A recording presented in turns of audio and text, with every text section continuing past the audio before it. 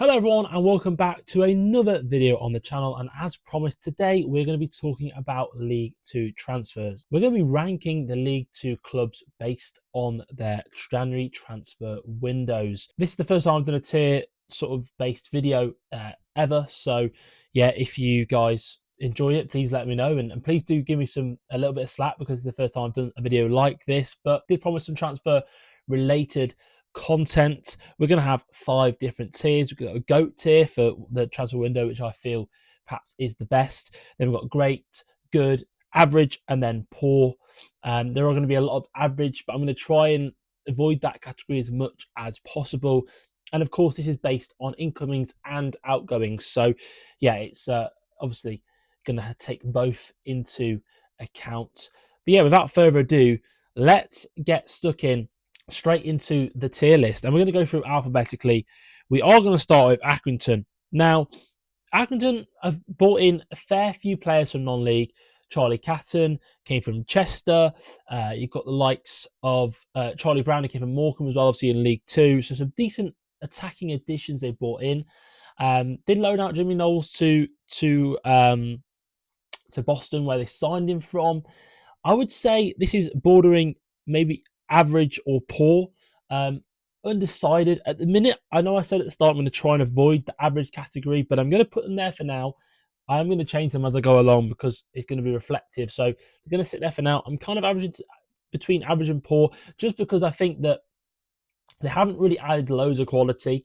And when you actually factor in that they need to stay in this division, could they have added more to secure their survival? I think they could.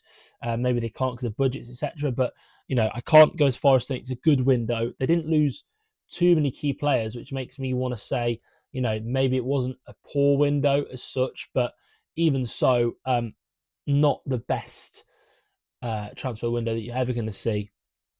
We then move on to AFC Wimbledon, who did bring in the likes of Romain Sawyers, although he left as well during the window. Sam Hutchinson came in, added a little bit of experience into that side, midfield or centre back, where he's filled in as well. A lot of free transfers. No real key exits other than Romain Sawyers, who looked like a quality addition, but didn't get to see enough of him in a Wimbledon shirt. But I think, considering the position that Wimbledon are in, I think the fact they didn't lose anyone, anyone that was key, probably was kind of the big win for them. So I'm going to go for good. I think it's been a good window. I don't think you can go as far as say it's great. They haven't really added too much real quality to the side, but at the same time, they have added enough where I think that they've done a good job this window. Maybe they didn't strengthen the side, but they didn't weaken it either. So yeah, I'm going to go for good with them. Barrow are next, moving swiftly on to them. And they've had, again, a very interesting window. Change of manager. I think that has to be factored in because, of course, they started recruiting while Stephen Clements was manager, maybe to suit his style. So the likes of Carl Cameron, who joined on loan from Notts County, that was a good signing for his style. Whether it will suit Andy Wing's sort of philosophy and style remains to be seen. But the likes of Ben Whitfield coming back on loan from Burton, where he'd done such good work at Barrow before, and that's a really good addition. Aaron Presley as well on loan. There's a few decent loan additions, and MJ Williams kind of stands out as a really shrewd addition from MK Dons. I also like Isaac Fletcher from Spennymoor. I think they've made some very good additions. Haven't lost really anyone. Dom Telford's gone on loan to Barnet, but wasn't really featuring too much anyway. Rory Feely did leave for Crawley, but I think they can maybe live without him. I think that overall, Barrow, I'm going to go for good. I think they've made a lot of additions, and so that's exciting, but I don't want to get too carried away with the additions, because sometimes a lot of players joining, and some very good players, can make a transfer window seem a little bit better. But I'm going to go for good for Barrow. We move on to Bradford next, and I think Bradford have had a very good window. I'm going to stress that straight away. They're going to be in one of the top 2 categories. George Lapsley joined from Gillingham. That's a decent addition. Perhaps didn't need more midfielders, but still a decent enough addition. Joe Hilton joining in goal from Blackburn, I think that's really, really good business. Goalkeeper's been in a position I've not been too sure about Bradford for a while, but signing a player who's 25 in his prime from a high level, really like that as a signing.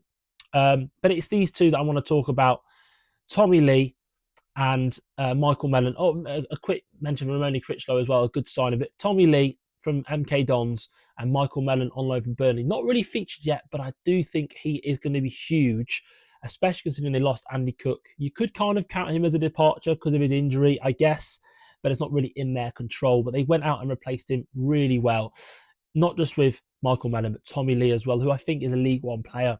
12 months ago, even 6 months ago, when MK Dons signed him, it was like a player you thought, wow, he should have been going to League One. And Bradford have snapped him up really, really high on Bradford at the minute. Yes, they had a poor result at the weekend, but no real departures to speak of. Verdane Oliver, Tyler Smith, Harry Ibbotson, all leaving, all centre forwards at varying stages of their career. Ibbotson, a player I think you should definitely keep an eye on moving forwards. But Bradford, I'm going to go great for now, but it could go into the GOAT category.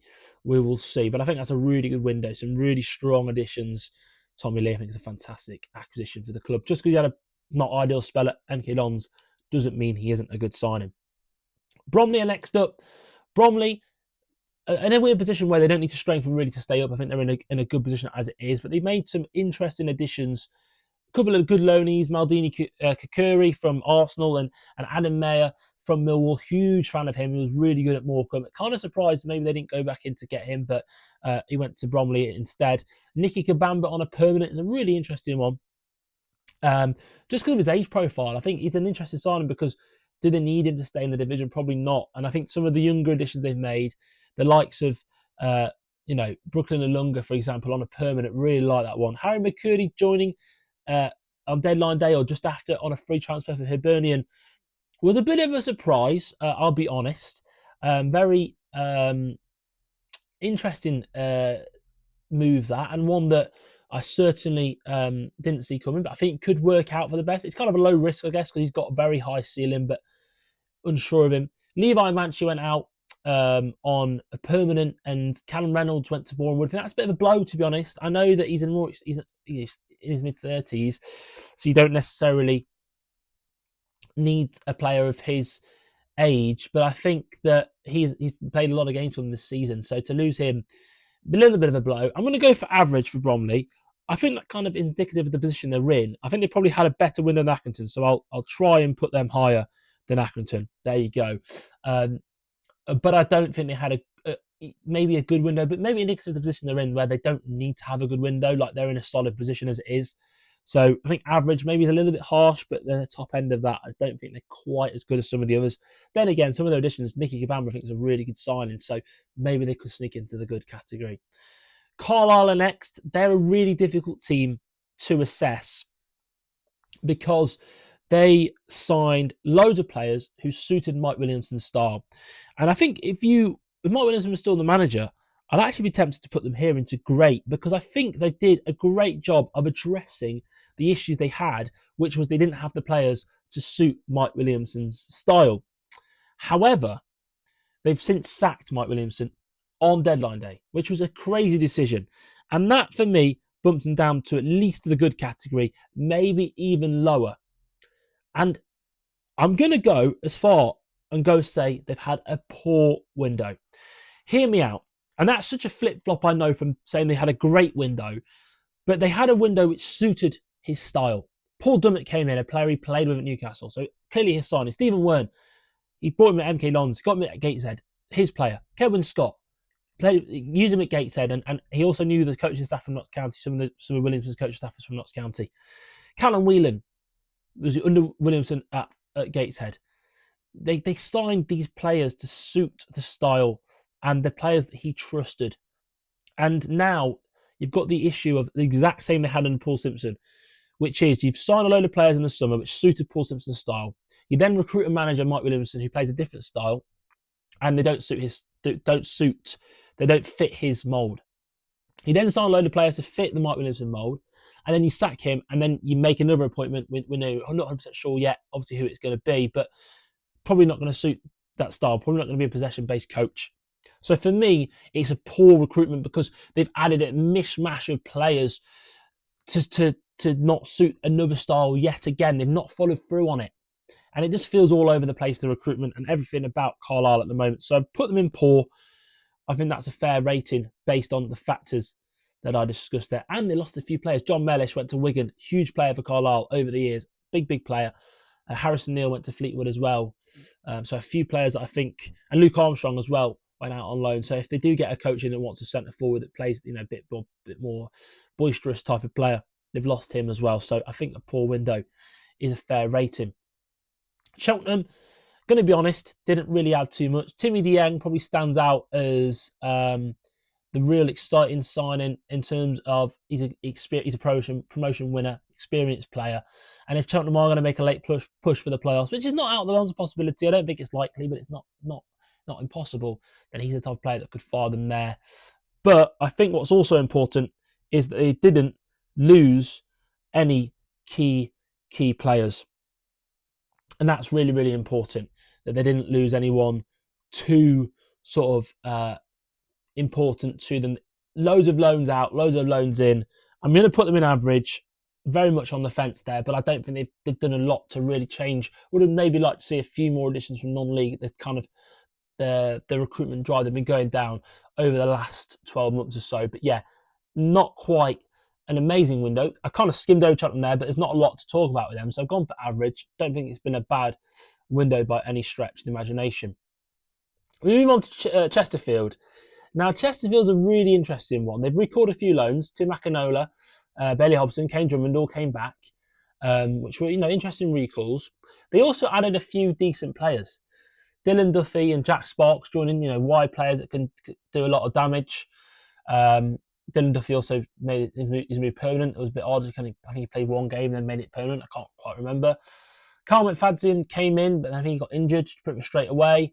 Ben Peppel up front has been a decent addition, but not quite hit the ground running.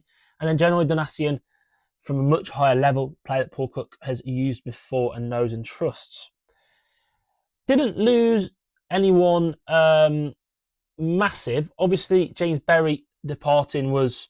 I think you have to look at that as a good sale because it was the model. That level, you buy players for cheap, you sell them on for more, is what you need to do. But he's a little bit of a blow, of course. And Dylan Markandi got recalled from loan, which he's probably been their best player this season. So lost two of their better players. Didn't necessarily bring in a player, I think, to really help with injuries that they've got up front. And a lot of the noises you were hearing out, and also Horton's gone to Gateshead, so they've not really got a natural left back who is completely fit as well, Jack Sparks, but even so, I'm actually going to put Chesterfield in the poor category because you were hearing noises of a big window for them. They're going to go and push for the playoffs. They're going to go and push for promotion. I'm not necessarily sure on a net basis that they've really improved the squad. Dylan Markandi and James Berry going, has that, and then the players they put in to replace them, has that improved them? I'm not 100% sure that it has. And I just think that they haven't made the big additions that you kind of thought that they might. So I put them in poor. Chesterfield fans, don't hate me for that, but I do think maybe it's not been the greatest window. Maybe that's harsh. Maybe they've made better signings than some of those other teams that are above them, but I think they've had bigger losses, and also relative to the position that they're in, I think a couple of good additions could have really put them in a really strong position, and they haven't capitalised on that at all, in my opinion. Colchester, a lot of loan signings. Tyrese Simpson, I think, is a really fantastic addition to sort of for the physical profile that he brings up front. Ken Abbo as well, similar thing. Kane Vincent Young on a free is decent. Kyrie Lisby as well. These are all quite exciting additions. Scully as well. I think they're all quite exciting additions for Colchester. They've also lost a few players, but nothing too important. And in fact, if anything, they've offloaded a lot of dead wood in this window. So I'm going to give them a good rating. They've got rid of Matt Jane, they've got rid of Tom Hopper and Alex Woodyard. And that's not to say they're not good players, but they're older players who would have been on decent wages. They managed to offload them. They've also brought in some exciting younger players. Yes, a few on loan, so maybe not quite to put them in great if they've got them on permanence. But I think overall, they've improved this window. So I'm going to say that Colchester have had a good window. We move on then to Crewe Alexandra, who have made some really interesting additions this window. Conor O'Riordan coming back on loan from Blackburn, a team they sold him to not that long ago. I think that is excellent business from them. I really do. They didn't lose any players either in the window. So Crewe is really hard because they did very, very, very little business. And considering that the position they're in and the budget, the Chesterfield fans, if you kept watching, you may be thinking, oh, it's so hypocritical. You're going to put them higher than us. You know, A, Chesterfield have lost players. And B, I think relative budgets, Chesterfield have got the sort of resources to go and add. Crewe maybe don't. Held on to the manager who had interest elsewhere. I think it's nothing. You can't give it anything but a good rating. It's not great, but I don't think it's quite average either. Conor O'Riordan, very, very good business in my opinion. Really getting him, basically receiving that fee, replacing him, and then getting him back on a loan. Excellent, really, isn't it? So yeah, all in all, I think good business from them. Tom Lowry also in on loan. Yeah, it's pretty good from Crewe. Not that much to talk about, so I'm going to move on to Doncaster, who I don't really know where to start with Doncaster because, again, very similar to Crewe, not a lot of business, ins or outs. I think in terms of Doncaster, there's actually not as many standout names as Crewe, to be honest. Rob Street comes in, Ethan Ennis from Man United, a couple of good, promising young players, but no one too proven. Considering Doncaster where they are, it's good they kept the side together and they're on a consistent run. But if, had they not gone on this consistent run, would I be saying this window is good? Probably not. I'm going to whack it into average. I don't think you can say it's poor. I think it's probably better than all these, but I don't think it's been an amazing window because they haven't really added loads of quality. So I'm going to go with an average for Doncaster, but like I say, not a bad window, but again, there's not a lot of business to talk of. So I think you've got to look at it on a net basis as average. Fleetwood, their window would be far different had Brendan Wiredu gone. Now, there are rumours that, of reasons why he didn't end up moving, and I'm not going to get into those because, like I say, I stress rumours, so who knows the truth. But he is still at the club, so that certainly bumps it up a little bit. They also sold Carl Johnston for a fee, a fairly hefty fee if transfer market is to be believed. And again, with all due respect to him, I wouldn't say he's a key player, so I think that's good business. You then look at the incomings. Harrison Neal, Keane Harrott, they're good signings. Have they made any amazing signings? I'm not 100% convinced they have. I can't get them quite in the great category. I think they've done a good job. I think Brendan Wiredu staying keeps them in the good category. Had he left, I think you bump it down to average, and maybe his departure actually be so significant, maybe you go down to poor. They've also obviously got Pete Wilden as a manager. I think they probably could have done maybe a better job of recruiting to his strengths, but it's very early days. And I think Harrison Neal is a very, very good addition. I'd really like that from them. I think give him 6 months, I think he'd be looking like a very, very, very good addition from Carlisle. So I think overall, Fleetwood, I'll go with good.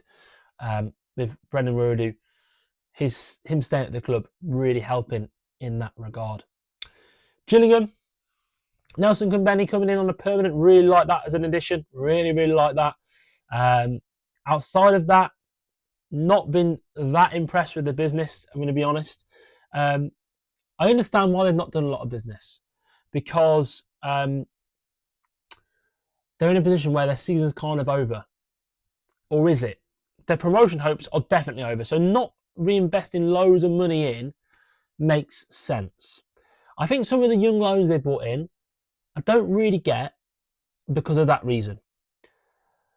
I like the Kumbenny signing because it's permanent and they can try and develop him. But some of the loans, like Dominic Cornish from Liverpool, unless it's like a loan with a view to become permanent in the summer, I'm not 100% sure on them because I don't really know what benefit they're getting from investing, and it's probably cheap, but investing in a player who, and I get they need fresh blood, I understand that the squad's been letting them down, but investing in a player they're not going to have in the long term.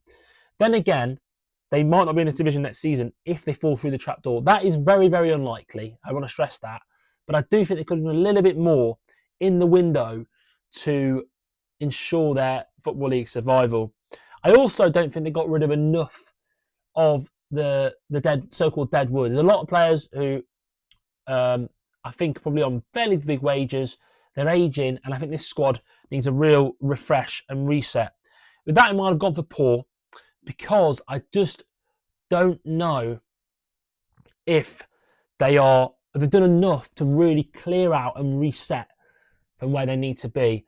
So overall I've gone for poor. I just think that they've not had the best window. I realise I've been quite harsh. I thought I'd be the opposite way. I thought I'd be quite favourable to teams, but they've lost a couple of good experienced players as well. Grimsby, you know what? I'm a sucker for a signing from abroad, and Gaza David Turi from Vikingur in the Faroe Islands. I mean, that is David Artell working his magic at his best. Am I mental for putting him into great? Probably. Probably if I put him into great. If I put him there, you'd probably call me crazy. And especially as Jason Daddy Svanforsen hasn't set the league alight as maybe I'd hoped he would.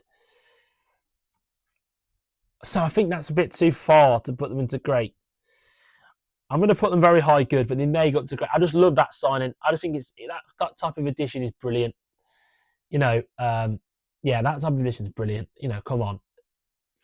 League Two teams signing players like that. I just love it. And he could turn out to be a fantastic addition for them. Very highly rated out of those leagues. Who knows if he's going to be good. But excited to see it happen. Didn't lose any players. Maybe didn't do enough to add players, but they're in a weird position, Grimsby, where they are, not in a... You know what? I'm going to put them in great because they spent a lot of money as well, if it's to be believed. They didn't lose any players, really, and they've made the squad overall better. So I think, actually, on the whole, it's a great window for them. I like it. I think they've got good building blocks in place. I'm going to bottle it. I'm going to go down to good, but they're on the cusp. Maybe it's a little bit too football hipster of me to go for great there. Harrogate. This is a window which I think you can say is great. Harrogate have pulled it out the bag. I really do think that. Bryn Morris from Newport is one of, if not the best, well, maybe not the best, but one of the best signings of this window. Bringing in a player from a relegation rival, a key player, such a good player, Bryn Morris. Bringing him in from your rivals who could not, relegation rivals, the team that you're fighting with for position in this league is brilliant. Ben Fox in from Northampton, fantastic addition, experienced, great centre midfielder. He's the type of player I'd have took at Notts County. Tom Curzons, if you've watched the transfer video that's already on the channel suggesting players, they took my suggestion up and they brought him in from Ilkeston Town. Really, really, really good young forward. You'll find, other than Sam Falarin going to Hartlepool and Stephen Duke McKenna going to St Johnstone, neither of which departure I really like because they lost a lot of pace, a lot of directness in the team. Willie Pitt and Bright Belongo, by the way, coming in from Bristol Rovers is a great addition as well. Another player I suggested, I think, for another team in the video. But they've lost a lot of directness, and Eno Ento went left as well. I think he just, had a short-term contract and then got released.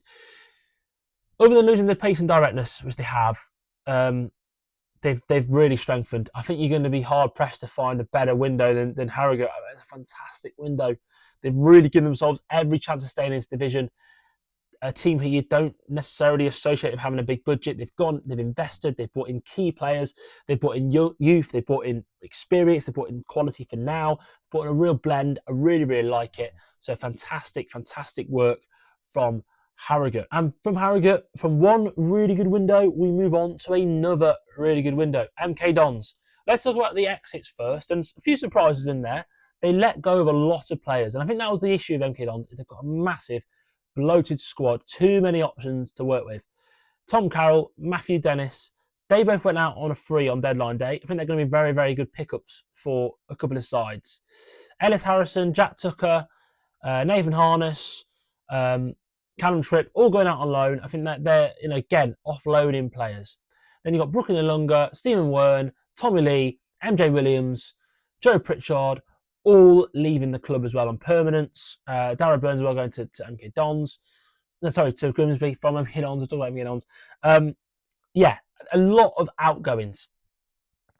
So on the one hand, they lost a couple of good players. Tommy Lee and Stephen Wern. I know Stephen Wern hasn't quite done it for MK Dons this season, and Tom Carroll again, but they've lost some quality. But I think all in all, maybe other than Tommy Lee, who again didn't work out for MK Dons, so it's a good sale. There's no one there you look at and go, oh, they've lost a key player there. What they have done is they brought in some absolute brilliant players for the level. Connell Trueman's a good addition in between the sticks from Millwall. Nathan Thompson, he's now out injured, but what a signing that was from Stevenage. Unbelievable. And had he stayed fit, you're looking at one of the best signings in the league there. Dan Crowley on a permanent from Notts, my side. As much as Notts, we haven't really missed him. What a player he is, and suits Scott Lindsay's style of playing, and the coach staff love him there. Danilo Orsi, Tommy O'Reilly. Tommy O'Reilly's a great addition on loan. I really like that. I think in a possession-based team, he's going to be really good. And Danilo Orsi, you know how good he was for Crawley and Scott Lindsay. Not just scoring goals, but also out of possession. His work is so important. He does so much for the team. And I think the most important signing for them is Jay Williams from Crawley, a player I think can play as high as the Championship. Athletic profile is incredible. And yeah, so surprised that he hasn't moved up the pyramid rather than moved down. I guess like a lot of the players they brought in. I'm going to put it in the top category. They've offloaded a lot of players, a lot of quality, yes. But Dan Crowley, Jay Williams, Danilo Orsi, Nathan Thompson, if he hadn't got injured, if you made a top 10 signings of the window, those four, definitely the three that are currently fit, would be in the top 10. Dan Crowley and Jay Williams would probably be in the top 5, maybe in the top 3. So I think if you look at that alone on that basis, you have to put them in the top category. And when you factor in, yes, they lost players, but a lot of the players were players they need to offload and thin the squad out quite a bit. I think you can't rate this anything other than the top category. I know a lot of people are going to be turned off by that because it's MK Dons, but it's true. They've had a fantastic January window. But what it does do is put a lot of pressure on them because they've got to go and finish inside that top 7 at a minimum. Scott Lindsay has now got the side that he wants to go and deliver his style of football. Maybe the squad's still a little bit too big, but all in all, what a team he's got and what a side they've assembled. They've got a lot of good players. Let's see if they can put it together and finish in that top 7. Moving on then, we go to Morecambe, and we've spoken about some relegation-threatened teams. Morecambe are another one.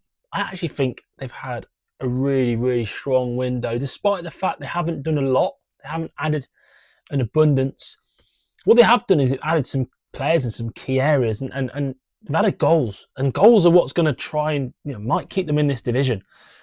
Crucially, they've added Andy Dallas on loan from Barnsley. Bit of a saga with him. Is he going to go to Morecambe? Is he going to go elsewhere? A few other clubs linked. But what they've got in him, and he's shown in his first game getting a brace, they've got a player who knows where the back of the net is. And I think given regular minutes, he really could score goals for them. They also added Jed Garner on loan from Barrow. I think that's a really, really, smart addition. Another player who, okay, maybe not got as many goals in him as Andy Dallas, but he's proven at the level. Could chip in with some. And they also added Ryan Schofield in goal, experienced goalkeeper, despite the fact he's 25. But I think Callum Cook could be a really, really nice addition from the National League on a free. But what he's got League 2 experience, and he's actually got that little bit of flair, that little bit of creativity, which maybe they've lacked in their team as well. And, that little bit of quality going forwards. I'm going to put them, again, in the great category because I think Andy Dallas could be the difference between them staying up and them not. And if that's the case come the end of the season, if his goals keep them in the division, that has to go down as a great window. They haven't lost any players, although to be fair, they haven't got loads of players, I guess, to lose. But considering the budget they've got, I think they've had a great window. And maybe Morecambe fans will disagree because they are desperate for the club to be sold, and I completely hear that. And I don't want to sit here and praise an ownership or a regime which is vastly unpopular within the fan base, and for good reason.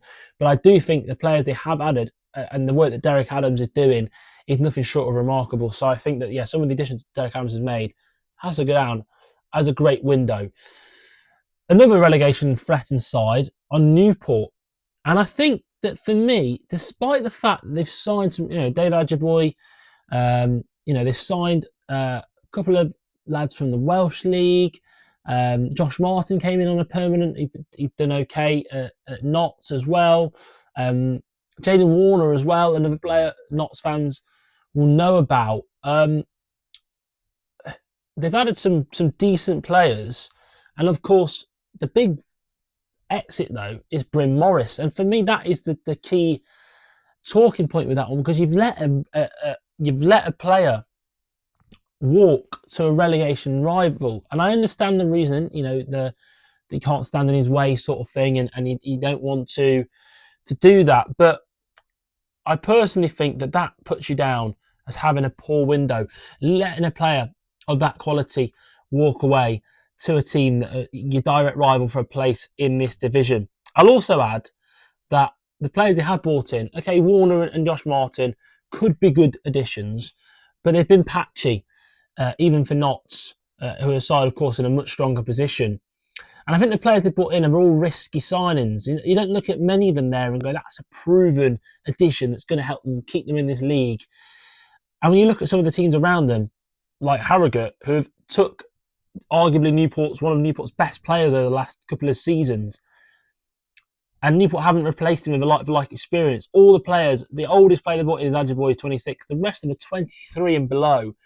With that in mind, I've had to put Newport in poor, because I just think that losing a key player and adding unproven players is a recipe not for keeping yourself in this division. We move on to Notts County, and a very busy window for Notts. Deadline day signing of Mai Traore, certainly the eye-catching one from Fredrikstad in Norway. But similar vein, an African forward from Scandinavia, Alassana Jatta, was held on to by Notts, and that's probably as significant as any signing they could have made. The likes of Plymouth heavily linked with him, securing his services for the season.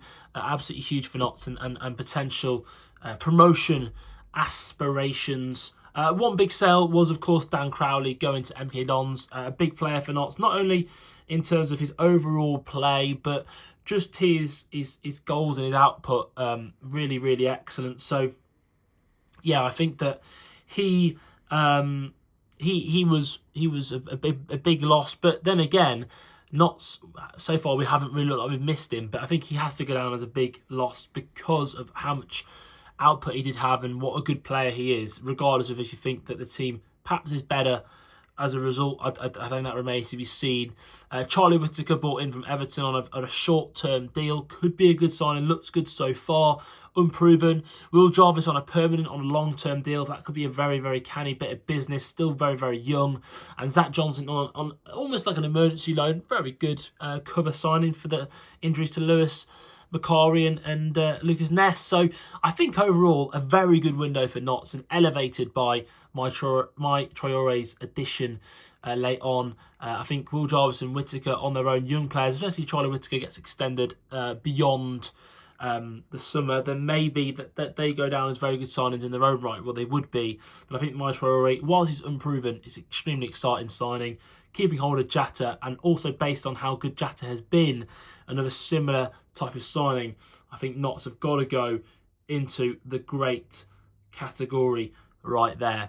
We then move on to Port Vale, who had a bit of a nothing window, really. Connor Ripley departing for Swindon was a bit of a surprise, actually. Considering you've been at the club for so long, and Swindon have actually, and I'm going to talk about them in a minute, actually got a couple of good goalkeepers. Well, a couple of goalkeepers that have been first choices this season. Different type, but we'll talk about that when we get to Swindon. But in terms of signings for Port Vale, Healy from Huddersfield could be a really shrewd bit of business. And then a couple of loans, and Raheem Harper on a free transfer. But nothing where that really, I think, is ripping up too many trees. Ruairi Patton going back to Scotland hasn't worked out for him. Bit of a shame. I think he's a promising striker, but maybe suits the Scottish game more. But overall, I don't think this one can go down as anything other than average for me for Port Vale. Been I'd about to say a good window. I think it's been decent, but I don't think it's been amazing. And I think the lack of real big signings, maybe that's harsh on Harper and Headley, who both could be good additions. I really think they could be, and maybe they should go down as good because they haven't lost any key players. But I think maybe given the amount of outlay they had in the summer and the position they find themselves in, very, very close to the promotion places, perhaps this could have been a better window. It's not a bad one by any stretch of imagination, so perhaps average is a bit harsh. Definitely the upper end of the average bracket. But I do think maybe they could have made a few more signings, especially considering the calibre of players they brought in the summer. We move on then to Salford, and Salford had a very interesting move in terms of Stefan Negru, who went from back to Oxford and then got loaned back to Salford, which was a bit of an odd one, but not much movement at all for Salford, to be honest. I'm kind of borderline wondering whether they go in the poor category, just because I think they're in such a good position, perhaps above expectations, especially considering how their season started. Of course, we've got the tactical breakdown on the video and explained how they've sort of turned their fortunes, but I don't think they've done enough in the window to really push on, really strengthen, and really get into that top 7. They got a great result in the week, and they have got a good squad as it is. I would like to see Matty Young go back in goal for them, to be honest, but all in all, I don't think they've had enough quality in this window. So for me, they either go top of the poor category or they go the bottom of the average. I'm going to stick them bottom of the average, but it is borderline. I just don't think they did enough business. And when you're a team that I think they're good enough to make the playoffs, but maybe they're a little bit short as it stands, like a tiny bit short as it stands, it would have been good to see them, go and add a few just top quality additions to really, really go on and cement their position and really push on and get the playoff position that they really want at the end of this season.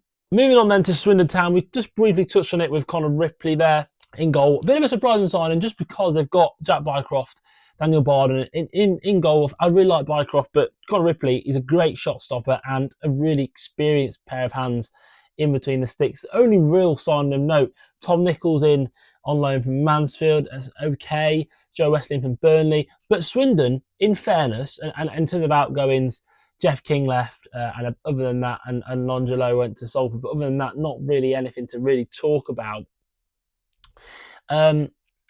So very, very low-key window for them, going to be honest. What I do like, though, about Swindon is that they've already got a good squad. And Ian Holloway, which is so bizarre to say because early in the season, Swindon fans really didn't like their squad. But I have maintained they've got some quality players in there.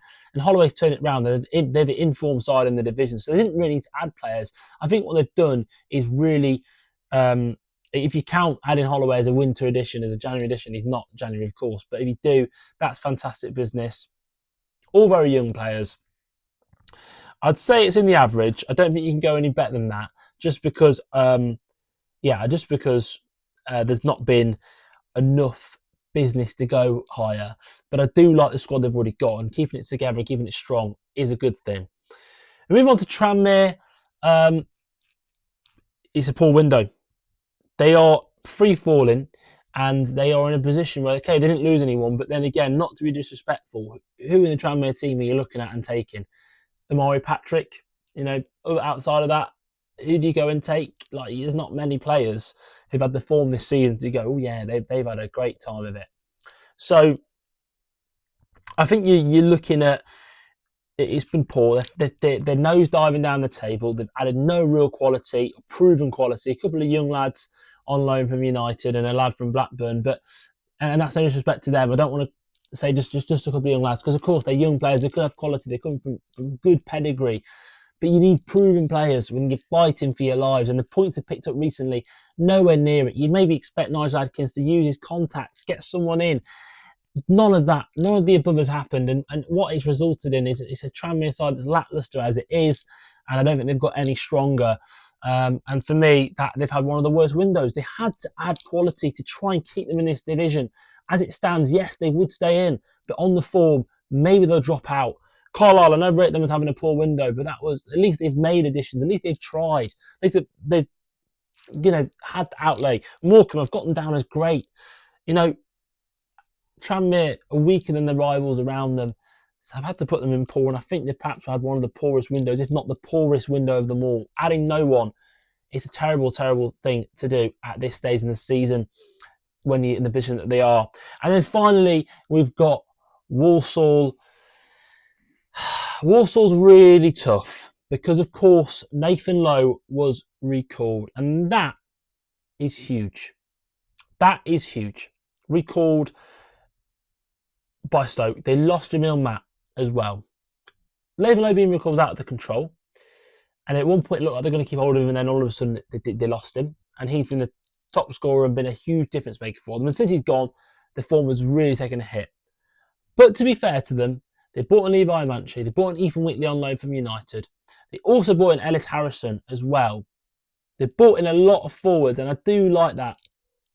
They've gone for a high volume approach rather than a like-for-like replacement, but I don't mind it. I think they've got lots of options now.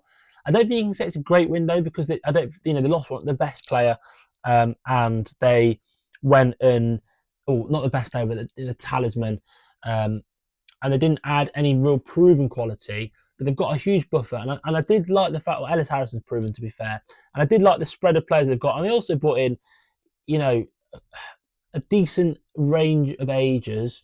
Could they have strengthened a little bit more considering the top of the league? Yes, I do think they could have done. I know it's Stadler, not the manager, but the sporting director, or whatever he is there, director of football. Apologies for not getting his full term correct there. But he said they wanted to come out of the window stronger than they went in.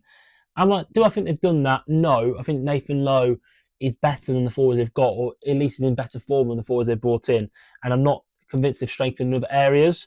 So I'm not necessarily sure you can even go and say it's good. Could you say it's poor? No, because I think they have addressed the issue of losing Nathan Lowe, and the other areas of the squad are so good they don't need improving upon. I do like teams that are already in a great position to strengthen while they're at the top. I do like that approach. They haven't done that. So that is maybe the criticism you could have. But all in all, I think it's probably in the average category, somewhere in the middle, because they lost Nathan Lowe. If they kept him and added the forwards, or they wouldn't have had to add the forwards, it would have been a good window. And they've kept hold of, you know what, in fact, it's harsh. They kept hold of all the other players. Jamie Jellis is still at the club. So is Tommy Simpkin in goal, who's also on loan. They've kept hold of some very, very talented players. So actually, I'm going to go for good because they've kept hold of key players as well. I did want to stress that keeping hold of players is important as well. And considering they're in the position they are, yes, they could have strengthened, but then again, they've got the strongest team in the league based on the points. So, yeah, I think that's probably fair. Going to put them in good. Looking at that, maybe you could bump Bradford up to the top there alongside MK Dons. Other than that, I'm pretty happy with how I've had it. Pretty happy with the categories. So that is my ranking. And I hope you guys have enjoyed the video. Please do let me know below what you would have changed, how you rate your club, what tier would you have had your club in, what changes would you have made, have I got it totally wrong, what positions or what positions should your club have added, what players did your club need to get rid of, all those things, let me know below. Do bear in mind this is an outsider's perspective looking in, so please try to not be too harsh on my judgment. It's just my opinion that they get, and it's nothing personal against the clubs. It's just my assessment from the outside looking in, looking at the players brought in, assessing where I think they've strengthened, could they have strengthened more, those kind of things. But yeah, that is my tier list. And if you've enjoyed the concept of the video, do let me know. I'm happy to do more tier lists if you've enjoyed it, or if you found it entertaining, and even if you didn't think my opinion was anywhere near being right, and hopefully you still enjoyed the video and it's still a good little roundup of the transfers at the very least. So yeah, if you have enjoyed the video, please do consider subscribing. We've hit 1,000 now. Let's try and head towards 2,000. Obviously a long way off, but would be massively appreciated. If you could like the video, that'd be huge. It helps get the video to more eyes and to more feeds. And of course, as I said, if you could comment your thoughts below, that'd be much, much appreciated. Thank you so much for the support so far, guys. It does mean a lot. And thank you so much for watching. And I will see you guys in the next one.